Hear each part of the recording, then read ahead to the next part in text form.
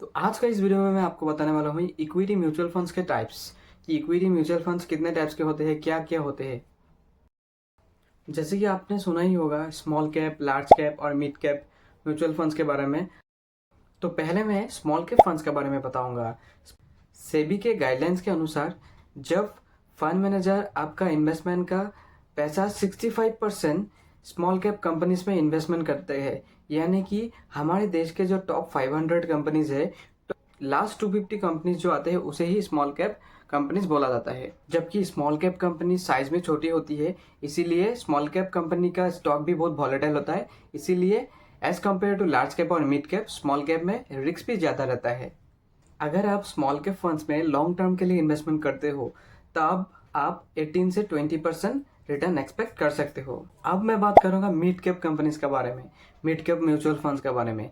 तो देखिए, सेबी के गाइडलाइंस के अनुसार जब आपका फंड मैनेजर आपका इन्वेस्टमेंट का 65% पैसा मिड कैप कंपनीज में इन्वेस्टमेंट करते हैं, उसी को ही मिड कैप म्यूचुअल फंड्स बोलते हैं।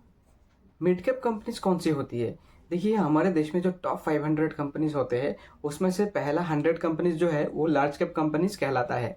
उसके बाद में जो 150 कंपनीज आता है लार्ज कैप के बाद में, यानी कि 101 से लेके 250 तक जो कंपनीज आते हैं उसे ही मिड कैप कंपनीज बोला जाता है।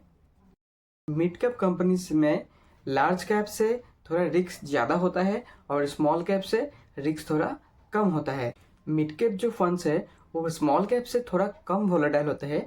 इसीलिए अगर आप लॉन्ग टर्म के लिए मिड कैप में इन्वेस्टमेंट करते हो तो कम से कम 15 से 17% रिटर्न एक्सपेक्ट कर सकते हो। तो अब मैं बताऊंगा आपको लार्ज कैप कंपनीज के बारे में। तो लार्ज कैप फंड्स कौन सा होता है?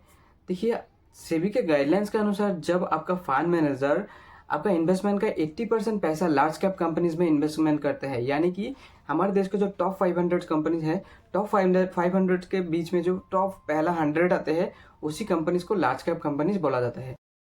तो as compared to small cap और mid cap, large cap fund थोड़ा कम वोलेटाइल होते हैं। इसीलिए रिस्क का फैक्टर से देखा जाए तो स्मॉल कैप और मिड कैप से लार्ज कैप में थोड़ा रिस्क कम रहता है। अब लार्ज कैप कंपनीज कौन सी है? देखिए, हमारे देश की जो सबसे बड़ी बड़ी कंपनीज होते हैं वही कंपनी लार्ज कैप कंपनीज होते हैं। जैसे कि मान लीजिए Tata, HDFC bank, SBI bank, Reliance companies. अब मैं लास्ट में बताऊंगा आपको मल्टी कैप के बारे में कि मल्टी कैप फंड्स कौन से होते हैं। तो देखिए, मल्टी कैप फंड्स में सेबी का गाइडलाइंस के अनुसार जो फंड मैनेजर रहते हैं उनको 25-25-25% करके लार्ज कैप, मिड कैप और स्मॉल कैप में पैसा डालना होता है, और बाकी का जो 25% रहता है वो अपने हिसाब से जो भी फंड उनको बुलिश लगता है उसमें वो इन्वेस्टमेंट कर सकते हैं। तो मल्टी कैप फंड्स का असली मजा कहाँ है? मल्टी कैप फंड्स में आप लार्ज कैप, मिड कैप और स्मॉल कैप कंपनीज में इन्वेस्टमेंट करते हो, इसीलिए आपको एक गुड डाइवर्सिफिकेशन देखने को भी मिलता है। तो अगर आप लॉन्ग टर्म के लिए मल्टी कैप फंड्स में इन्वेस्टमेंट करते हो तो 15 से 18% रिटर्न आप एक्सपेक्ट कर सकते हो।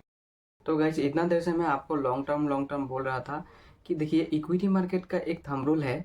अगर आप 7 साल के लिए इक्विटी मार्केट में इन्वेस्टमेंट नहीं कर सकते हो तो इक्विटी मार्केट में इन्वेस्टमेंट मत करना, क्योंकि एक रिसर्च से पता चला है जो बंदा 7 साल के ऊपर में इक्विटी मार्केट में इन्वेस्टमेंट कर रहा है उसका लॉस का चांसेस 0 हो जाता है। तो thank you so much for watching this video. अगर ये वीडियो को आपको पसंद आया तो लाइक कीजिए, शेयर कीजिए अपने फैमिली और फ्रेंड्स के साथ, और सब्सक्राइब कीजिए मेरे इस चैनल को फाइनेंस रिलेटेड और भी इन्फॉर्मेशन के लिए।